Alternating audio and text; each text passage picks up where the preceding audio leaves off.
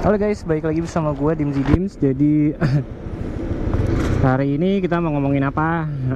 Kebetulan nih gue pakai Honda CB150X. Kita akan ngomongin tentang review harian cuy. Ya, mau tahu gimana videonya? Stay tune ya.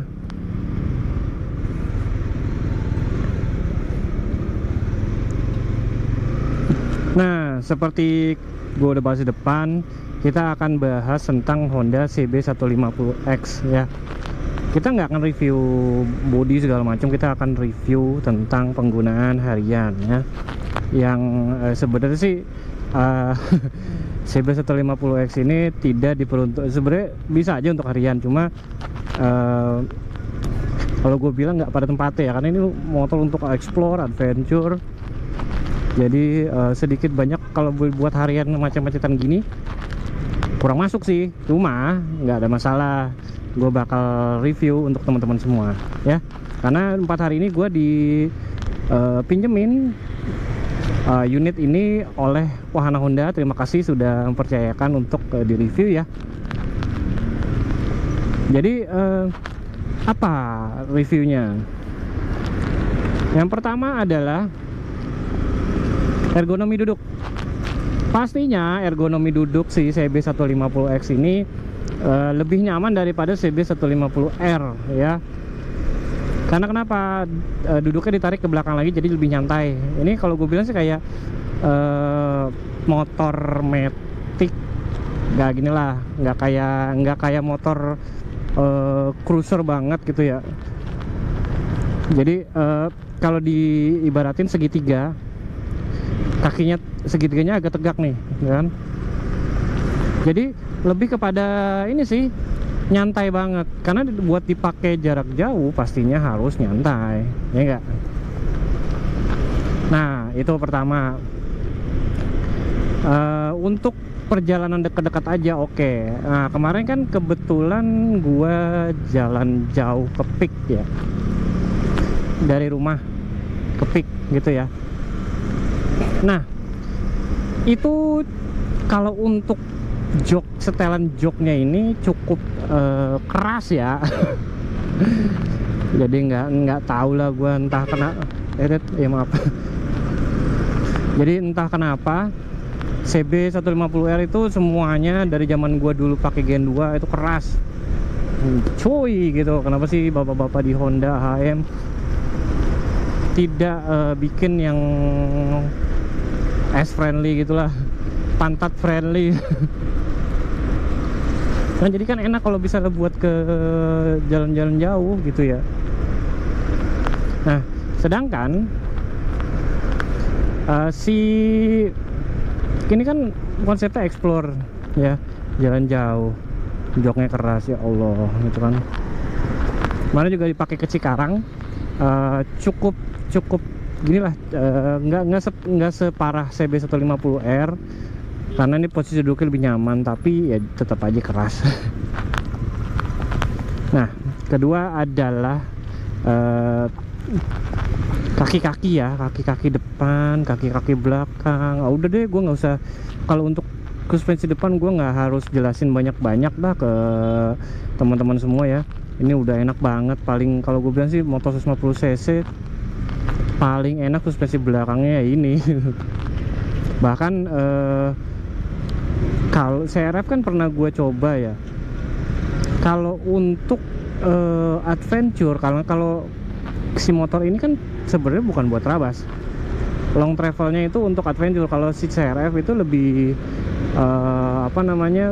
lebih panjang lagi, karena memang medannya yang dilalui oleh CRF itu jauh lebih berat daripada motor adventure ini ya.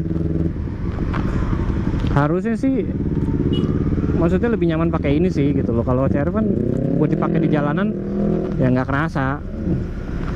Nah ini kalau pakai jalan rusak begini itu masih enak ya. Nah itu satu. Yang kedua adalah suspensi belakangnya. Kalau gue bilang sih sedikit keras ya, tapi namanya motor adventure, baik ADV 160 yang gue coba maupun si ini CB150X tetap keras semua cuy. Jadi kalau gue bilang sih, karena ini tagline-nya untuk explore ya, jadi mungkin desainer motor ini kenapa menyematkan si shockbreaker dengan setelan keras, karena buat mengakomodir nanti beban berat box atau boncengan atau box yang kanan kiri belakang gitu kan, itu kan bikin beban ya. Jadi perlu shockbreaker yang kalau misalnya dikasih beban gitu malah lembut. Nah bener sih kalau gue bilang, kan semalam gue jalan sama istri sama anak bertiga tuh. Anak gue kebetulan yang kecil umurnya baru 3 tahun ya, baru nggak berat-berat amat lah kan. Tapi kalau misalnya orang dewasa, istri gue sekitar 50-an kilo, nah berasa tuh lebih enak di bawahnya ban belakang atau shockbreaker belakang. Ini kasusnya berbeda dengan Vario kemarin, dimana kalau Vario kemarin sendiri enak, kalau bor boncengnya malah membal gitu. Tapi kalau ini enggak, jejak gitu ya, enak dah pokoknya. Nah itu kenapa latar belakangnya kaki belakangnya keras. Terus untuk shockbreaker depan sendiri nggak ada obat. Udah buat pas ke Cikarang jalannya rusak, orang-orang minggir dari jalan rusak itu, gua malah terabas jalan rusak. Itu enak banget. Nah apalagi habis itu untuk ban nih, gua kadang kalau untuk jalanan aspal konturnya begini oke lah gitu. Tapi untuk kemarin sedikit gua disasarin sama Mbah Google ke jalanan yang belok lah gitu lah, belok. Wah gila lu, susah cuy, karena ini bannya ban aspal, bukan ban dual purpose. Kalau ban dual purpose bisa jadi akan lebih baik, tidak separah itu ya. Dan juga kalau misalnya buat main blok-blokan ya, gua nggak rekomen. Karena kenapa? Spakbornya itu dia nempel sama, hampir nempel sama ban. Jadi aduh maaf. Jadi si tanah itu mereka ngumpul di ban dan bikin bannya stuck. Nah begitu. Jadi grip itu tidak ada sama sekali. Kalau gue bilang sih, kalau teman-teman punya memutuskan untuk meminang motor ini ya khususnya, udah langsung aja beliin ban dual purpose deh gitu loh. Itu lebih enak daripada ban aspal ini ya. Jadi kalau gue bilang nggak ngerti lah gue kenapa orang ini kan motor adventure tidak pakai ban dual purpose. Mungkin kalau gue rasa untuk neken cost ya, neken cost biar gak terlalu mahal banget. Oke. Nah lanjut ke pengereman ya. Nah gue agak-agak sebenarnya ngeri-ngeri sedep ya. Ini motor kagak ada peranti keselamatan lebih gitu loh. ABS asal berhenti syukur gitu loh, bukan ABS anti lock brake system. Jadi kalau gue bilang harusnya si motor ini kan dibawanya jauh-jauh ya, adain kayak ABS gitulah. Paling nggak ABS yang single channel depan doang is oke lah, maksud gue, no worries gitu kan. Tapi kalau misalnya nggak ada kayak sama sekali kayak gini, aduh, gue bilang inilah sedikit berbahaya. Karena kenapa? Kita nggak tahu gimana keadaan di jalan, khususnya jalanan pegunungan. Karena kadang ada licin, kadang-kadang ada pasir, atau kondisi jalanannya dingin yang gripnya kurang si bannya. Namanya manusia, panik itu pasti ada. Neken pedal remnya lebih daripada biasa, ngunci lah ya, begitu. Terutama kalau gue sih, karena gue waktu CB Gen 2 ya, 2 kali gue crash karena ngunci ya ban belakang. Nah, makanya gue sebenarnya di CBR ada ABS. Kenapa tidak di motor ini aja? Ada. Karena ini motor sebenarnya segmented. Orang pasti bakal beli semahal apapun harganya. Kalau misalnya considernya harga, kalau gue bilang motor segmented yang orang punya motornya untuk hobi aja pasti dibayar gitu kan. Kalau gue bilang sih itu buat masukan buat bapak-bapak di AHM sana, kenapa sih kayak gitu ya gitu ya. Terus apalagi selain peranti pengereman sih kalau gue bilang udah oke lah. Cuma itu aja sedikit-sedikit, kita nggak perlu HSTC untuk motor ini ya, kecuali motor balap. Nah, R25 aja kagak ada, CBR 250 aja tidak ada traction control, tapi motor Matic 50 cc ada. Iya gitu sih, agak lucu juga sih sebenarnya ya. Terus fitur, kalau gue bilang fitur yang paling berguna adalah shock depan pastinya. Tapered handlebar ini udah enak banget dah, handlingnya enak, ergonomi juga mendukung.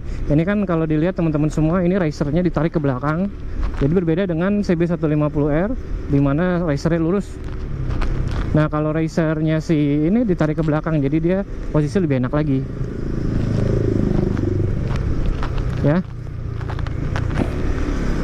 Lalu windshield ini kalau gue bilang sih, gue sih berharap dia agak lebih tegak dikit ya, jadi angin tuh bisa ke atas kepala. Jadi kalau misalnya kita lagi jalan di mana, ini kalau angin kencang nih, ini nabrak badan gue masih ya. Kalau untuk tinggi 175 masih nabrak badan gue gitu loh. Kalau yang lebih tinggi lagi pasti lebih nabrak lagi gitu loh anginnya. Nah kalau misalnya si angin itu bisa dihajar sama windshield yang agak tegak dikit, ya Allah,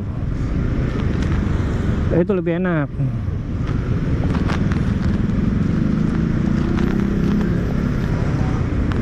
Nah kalau ini kan windshieldnya begini, hampir ini sekitar 45an derajat, enggak lah 50an kayaknya sih ini mah.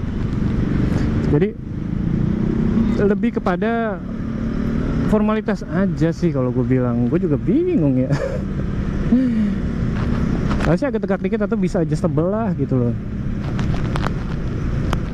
Lalu apalagi body depannya udah cukup oke. Konsumsi bensin ini cukup irit sih kalau gue bilang.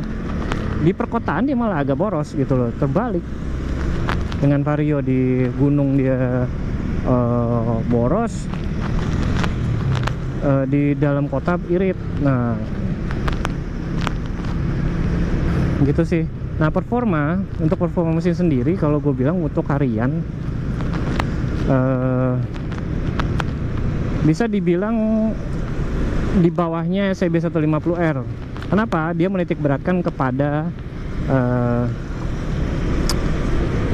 torsi bawah ya, karena buat adventure segala macam. Jadi tidak sedikit banyak tidak mengandalkan RPM tengah kan, karena dia karakter near square itu di tengah, tapi dia agak ke bawah mappingnya karena buat ngejar tanjakan segala macem ya gitu. Lalu kalau misalnya teman-teman, gue sempet lihat beberapa postingan di grup FB CB150X nanyain top speednya berapa. Dah kagak kepake mas top speed mah. Kalau mau top speed beli CBR. Kalau ini jangan ditanya top speednya gitu loh, tapi bisa bawa beban berapa banyak gitu loh, ya enggak? Itu baru bener pertanyaannya sih kalau gue bilang.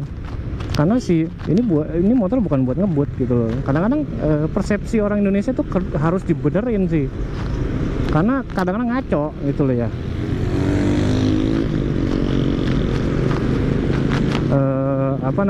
Motor balap nggak kuat nanjak, motor buat touring ditanya top speed gitu kan. Kadang-kadang terbalik ya. Nah itu sih kalau untuk harian macet-macetan begini, gue nggak rekomen. Karena kenapa? Bodinya besar mas.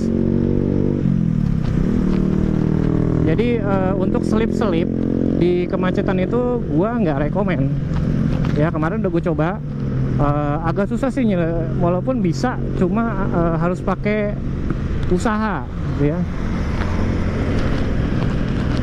Itu dia sih kalau gue bilang, harus pakai usaha banget.